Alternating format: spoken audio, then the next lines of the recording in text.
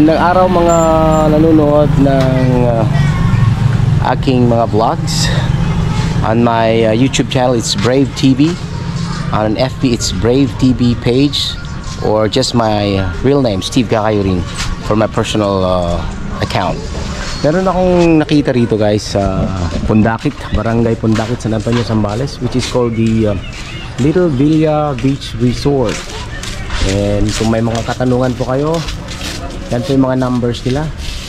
Those are the contact numbers that you can call if you wish to visit this place.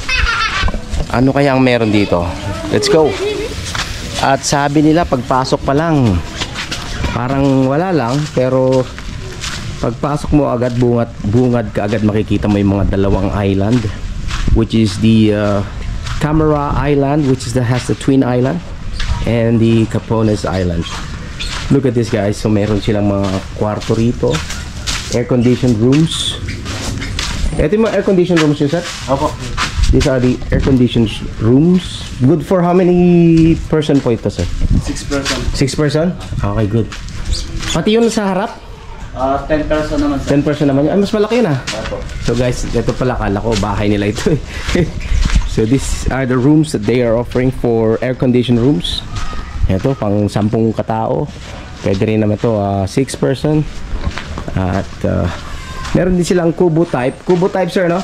Yes, sir. Na air-conditioned din, hindi?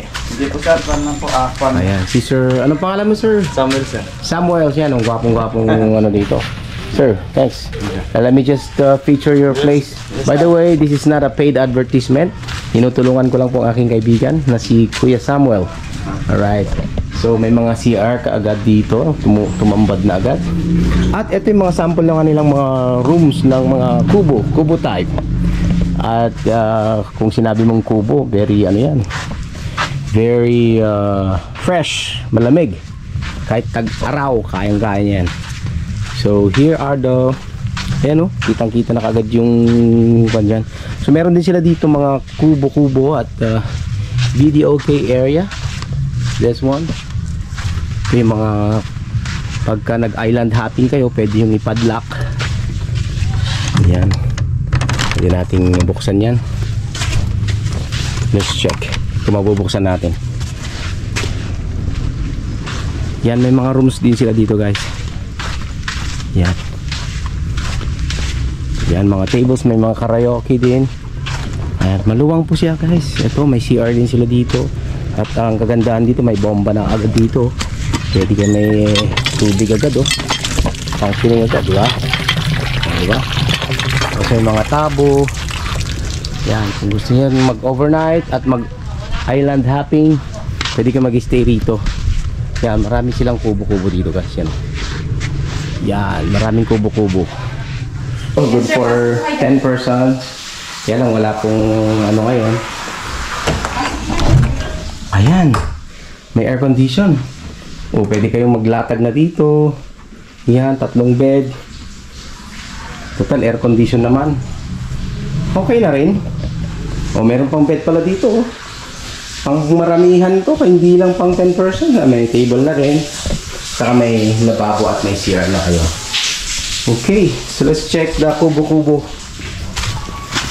Ito, isang kwarto rin po ito. Check natin yung kubo. At ito rin po, air condition din po mga to. Pati ito.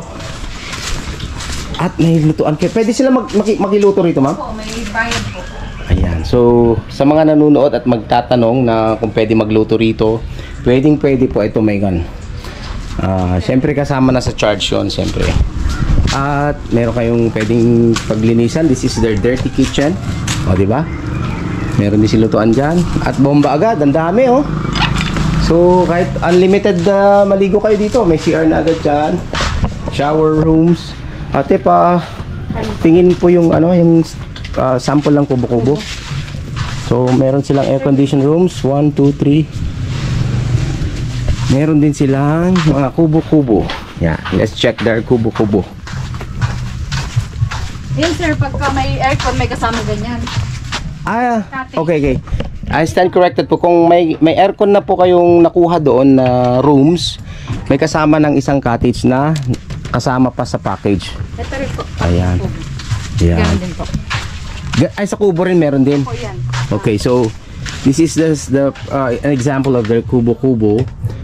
At may ceiling fan na rin siya, oh.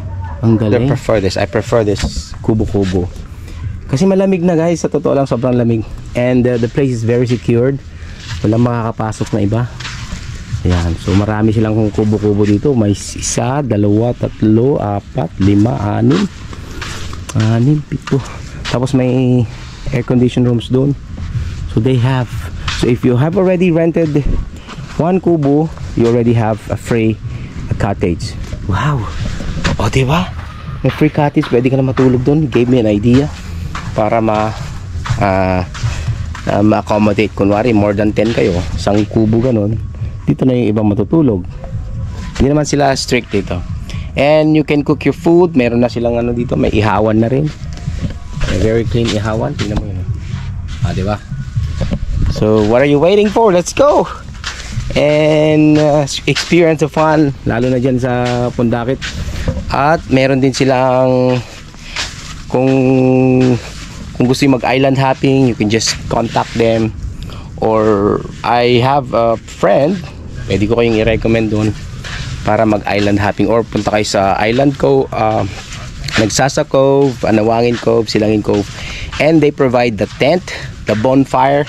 Tapos susunduin na kayo after 2 days or after 24 hours. Ang ganda, guys, sobra.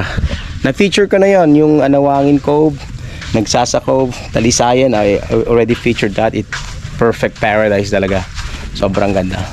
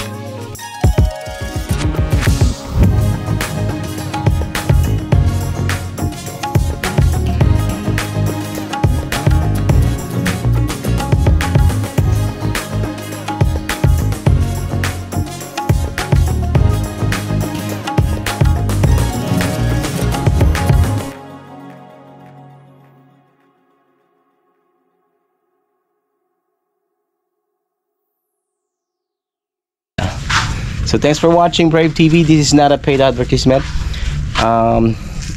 Maganda kasi po itong place na to. So I would suggest if you want to inquire this place, you just need to call the number that I just already showed you and start of the video. So yan.